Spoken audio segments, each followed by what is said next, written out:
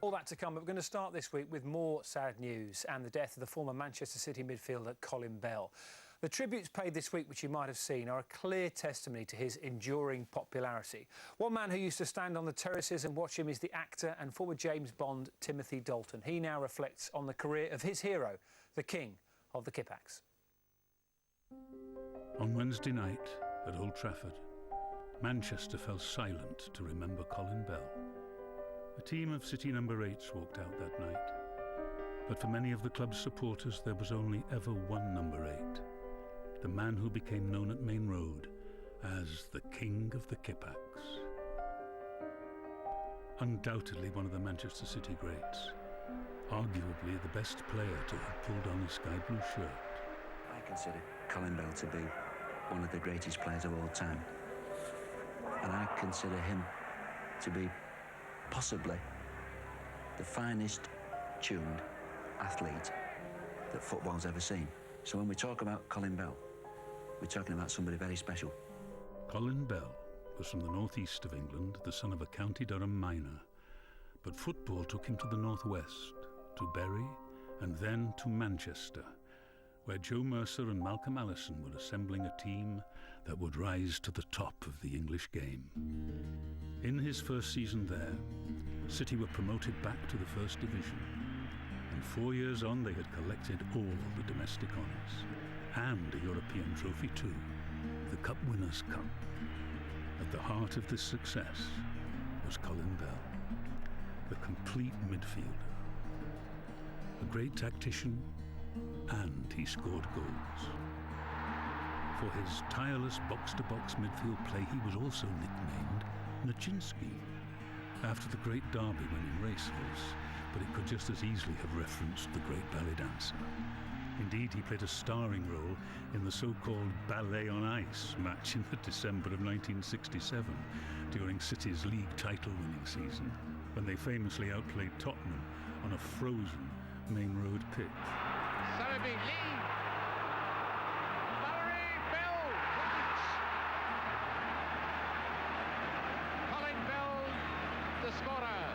The City team of that time is remembered fondly by all who witnessed it play, myself included, and the triumvirate of Bell, Summerby and Lee is part of the club's folklore. For England, there were 48 caps, and a role in the infamous World Cup defeat to West Germany and Mexico and Poland at Wembley in 1973. But equally, there were goals to remember for his country too. Here's Bell.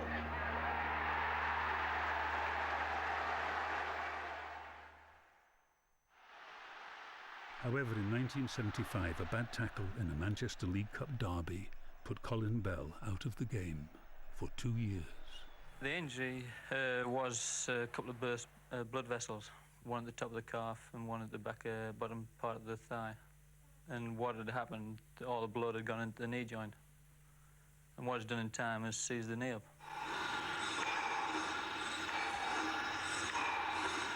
The thing that keeps me going is the more exercise it gets, the closer I am to playing. Despite his hard work in rehab, he was never the same player again. But he had achieved more than enough never to be forgotten. Colin Bell was a star, but not starry. 20 minutes gone, and it's Colin. What a goal! What a goal! What a fantastic shot by Colin Bell! He was understated, reserved, quiet. He said he was more comfortable with a ball at his feet than with a microphone in front of his mouth. Even his autobiography was titled Reluctant Hero.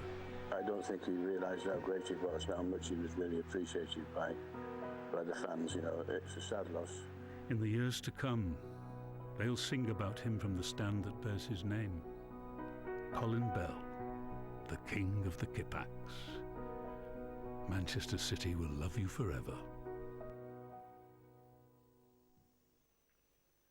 It's beautiful. beautiful words. Thank you to Timothy Dalton for voicing that for us. Obviously, love watching him play. And some of the tributes this week, Laura, I was reading what Mike Summerby, who's been really emotional, knew Colin so well, saying this week, if you want to compare him to a modern-day footballer, he says he's like Kevin De Bruyne in that he was brilliant on the pitch and off it, but quite unassuming and quite humble with the way that he went about his business. Yeah, and I remember my dad saying to me, he'd watched him play and stuff, and said when he ran, he said his feet actually never touched the ground. It's like he just ran over the ground.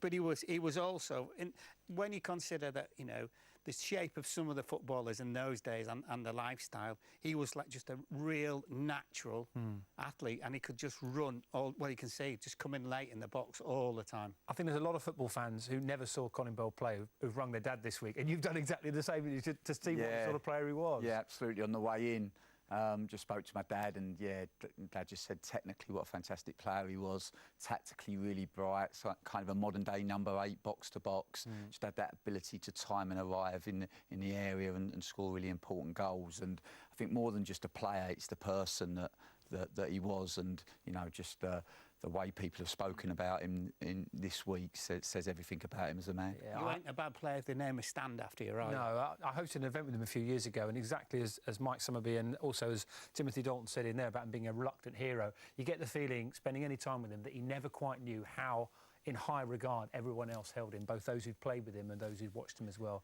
Really sad news this week about Colin Bell. And his team, Manchester City, take on Birmingham in the FA Cup this weekend. Let's take you through some of the other fixtures for you. Some have already fallen foul